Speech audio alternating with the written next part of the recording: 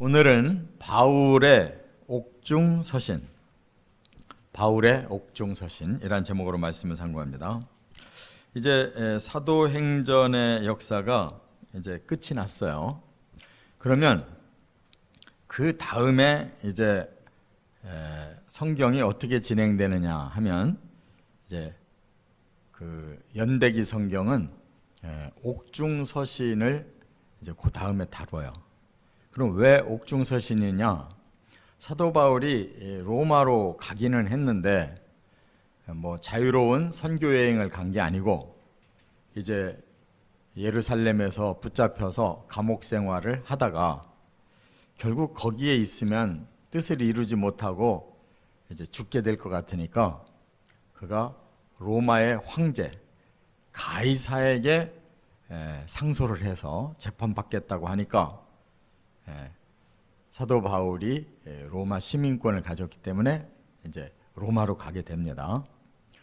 로마에 도착해서 감옥에 들어간 거예요. 죄수니까 아직.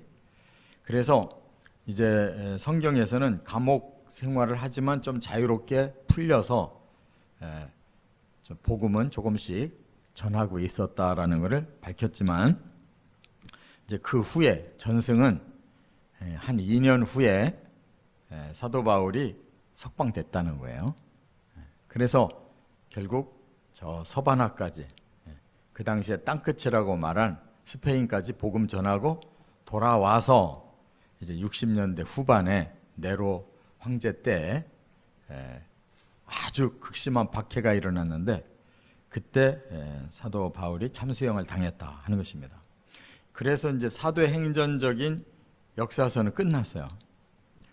그런데 이제 서신이 많이 남아 있어요. 요한계시록까지.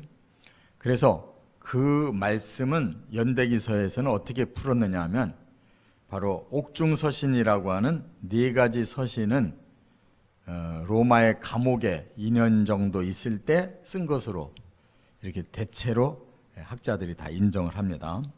그래서 그때 쓰인 것 중에 이제 연대기서는 제일 먼저 골로새서를 들고 있고 그 다음에 빌레몬서, 그 다음에 에베소서, 그 다음에 빌립보서를 썼다고 봅니다.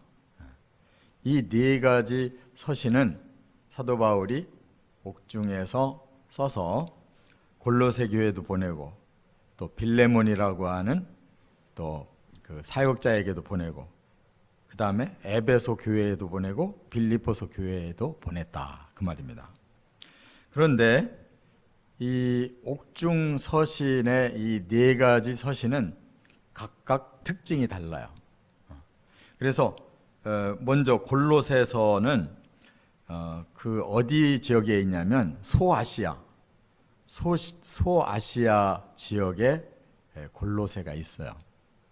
그런데 사도 바울이 거기를 갔었다라고 하는 구절이 없어요. 거기는 이제 자연적으로 그리스도인들이 이렇게 퍼져가면서 세운 교회라고 생각하는데 사도 바울은 자기가 세웠든 안 세웠든 하나님의 교회에 골고루 관심이 있기 때문에 이 골로새서를 써서 교훈을 하고 있어요. 그런데 골로새서에서 가장 두드러진 핵심은 뭐냐? 그리스도론.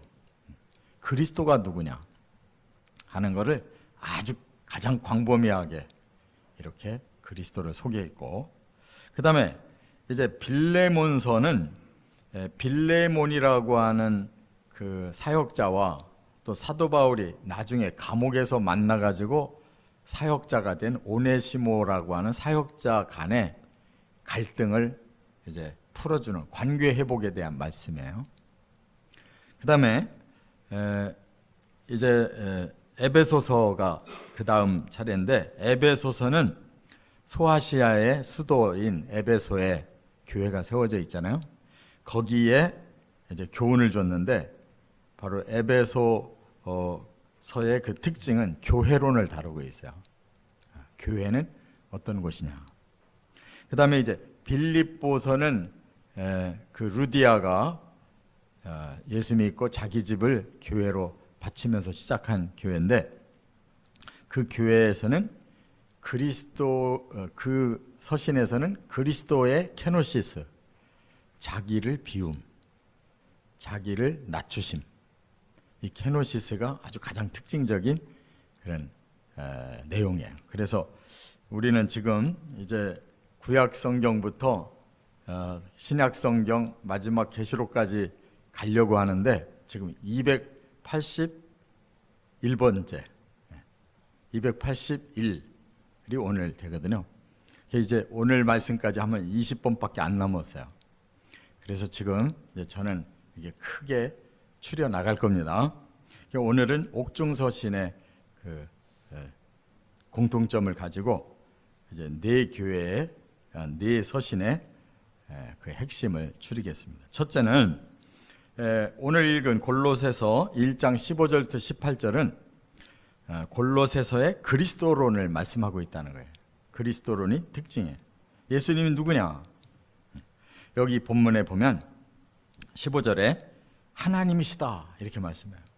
이건 대단한 선포예요. 예수님은 분명히 사람으로 이 땅에 태어나셔서 33년 정도 사셨다고 보고 또 30여 년은 3년 정도는 공생애를 사셨다 이렇게 일반적으로 보는데 그분이 하나님이시다라고 본문에 선포하고 있단 말이에요. 그래서 15절에 보면 그는 보이지 아니하는 하나님의 형상이요 모든 피조물보다 먼저 나신 이시니. 보이지 아니하는 하나님의 형상이다 그랬어요. 그러니까 예수님은 이제 보이는 하나님으로 나타나셨다는 거예요. 본래는 보이지 아니하는 하나님이신데 이 형상으로 나타나셔서 우리에게 오셨다. 그게 바로 이제 인카네이션, 성육신이신데 그는 모든 피조물보다 먼저 나셨다. 여기 나셨다라는 말은 먼저 존재하셨다라는 거예요. 그러니까 예수님도 뭐 피조물이라는 뜻이 아니고 예수님은 모든 피조물보다 먼저 존재하셨다. 그러므로 모든 피조물을 창조하신 분이다. 그런 뜻이에요. 원어가. 그래서 예수님이 언제 그렇게 창조하셨나? 우리가 창세기 1장 들어가 보면 태초에 하나님이 천지를 창조하시니라. 하나님 한 분만 창조하신 자로 나오잖아요. 근데 거기에 성령도 나온다. 성령이 운행하셨다 그랬고 또 말씀하심에 빛이 있으라 말씀하심에 빛이 생기고 또 물이 갈라져서 땅이 나와라 할 때 그대로 땅이 나오고 또 물이 합하라 하면 합하고 이렇게 하나하나 창조가 이루어지잖아요. 뭘로? 말씀으로. 그래서 요한복음에 말씀을 풀었잖아요. 말씀은 곧 하나님이시다. 할렐루야. 이렇게 예수님은 창조자셔요. 그 다음에 하나님이셔요. 그 다음에 16절 17절에 보면 그분이 창조하셨다 이렇게 말씀하는 거예요. 그래서 골로새서 1장 16절에 만물이 그에게서 창조되되 하늘과 땅, 왕권들, 주권들, 통치자들, 권세들 만물이 다 그로 말미암는다. 그러니까 이 세상에 왕권이나 주권이나 통치, 권세 또 이 세상에 우리 눈으로 보이는 모든 만물 다 하나님이 예수님과 함께 창조하셔서 그 예수님은 말씀으로 모든 권세도 주시고 그 권세를 예수님이 통제하신다. 주인이시다. 이렇게 말씀하는 거예요. 그 다음에 이제 또 하나 중요한 게 18절에 보면 교회의 머리시다. 이렇게 말씀했어요. 그 예수님이 이 땅에 오셔서 우리에게 주신 게 뭐냐? 교회라는 거예요. 교회. 구원 공동체를 주셨는데 그 구원 공동체인 교회와 예수님은 어떤 관계냐? 예수님이 머리가 되시고 우리는 몸이 된다. 한 사람 한 사람의 성도는 그 지체의 역할을 한다. 이렇게 말씀하고 계셔요. 그래서 18절에 보면 이렇게 말씀했어요. 그는 몸인 교회의 머리시라. 그가 근본이시요 죽은 자들 가운데 먼저 나신 이시니 이는 친히 만물의 으뜸이 되려 하시며 결국 죽은 자 가운데서 먼저 나셨다 이 말은 죽으셨는데 가장 먼저 살아나셨다는 거예요. 그래서 만물의 으뜸이 되셨다. 그러므로 예수님이 구원 공동체의 머리이실 뿐만 아니라 온 세계의 가장 높으신 주인이시고 그 만물을 이제 완성하시면 천국의 주인이시다. 그 말이에요. 우리는 그 주인이신 예수를 믿음으로 천국까지 들어가는 거예요. 할렐루야. 그 다음에 크게 두 번째, 빌레몬서의 관계 회복을 말씀하고 있는데, 빌레몬서 1장 17절부터 20절이 이제 핵심 말씀이 나옵니다. 거기에 보면 빌레몬이라는 이름이 나오고 오네시모라는 이름이 나와요. 이 사람들이 어떤 관계였느냐? 처음에는 빌레몬은 주인이고 오네시모는 그 집의 종이었어요. 그런데 오네시모가 도둑질해가지고 도망가 버렸어요.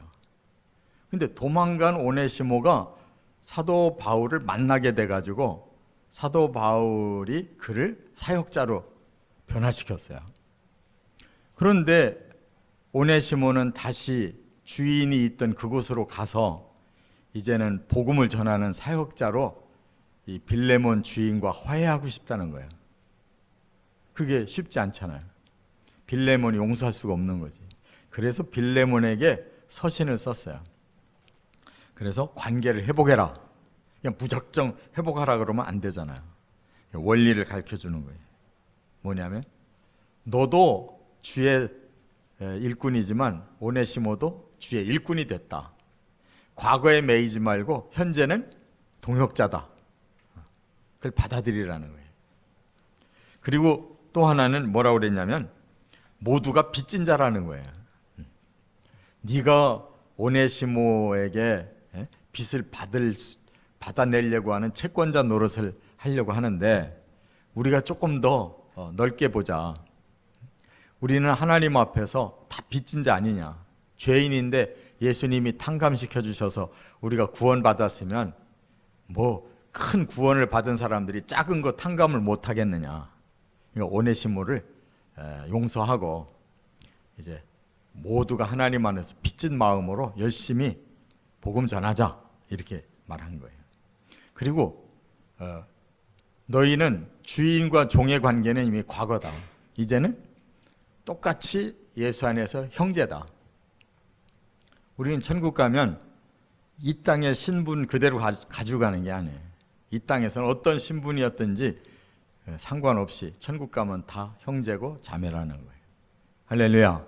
이런 마음이 있으면 성도 간에도 갈등이 풀리는 거예요. 오래된 묵은 이러한 문제도 다 예수 안에서 같은 동역자고 같이 빚진 사명이 있고 같이 영원히 살 형제라는 거 이걸 깨닫게 해주셨어요. 세 번째, 에베소서의 교회론을 이제 말씀하고 있는데 에베소서 6장 21절부터 24절에 보면 건강한 교회, 어떤 교회가 건강한 교회냐? 성경적인 교회다. 그래서 우리 교회도 뭐 덩치만 크다고 교회가 아니고 또 뭐 예배만 많이 드린다고 교회가 아니고 드러난 것이 교회의 모습이 아니에요. 이 교회는 내면에 뭔가가 건강해야 된다는 거예요. 자, 그 중에 하나가 에베소서 6장 21절 22절에 보면 진정한 코이노니아가 있는 교회가 참 교회다. 이 코이노니아라는 것은요, 영적 교제, 영적인 사귐을 말하는 거예요. 이게 교회는 세상과 다른 한 가지 특징이 있어요. 영적인 세계를 다룬다는 거예요. 교회는 똑같이 죄인들이 왔지만 그 죄를 해결하고 우리는 바로 성삼위 하나님을 경외하고 따르는 영적인 존재들이에요. 그렇기 때문에 일반적인 모든 관계를 초월해서 우리는 영적으로 다 한 가족이 되었다는 거예요. 하나님 우리 아버지시고 예수님은 가장 큰 장자가 되시고 우리 모두가 다 예수 안에서 이렇게 아름다운 형제가 됐으니 이 영적 교제가 살아있어야 교회다 그 말이에요. 할렐루야. 그리고 이 교제는 사도 바울은 지금 감옥에 있고 성도들은 또 여러 곳에서 복음을 전하는 교회예요. 그런데 그럼에도 불구하고 영적 교제는 이루어질 수 있다는 거예요. 지역은 다르고 상황은 달라도. 왜? 뭘로? 중보기도로.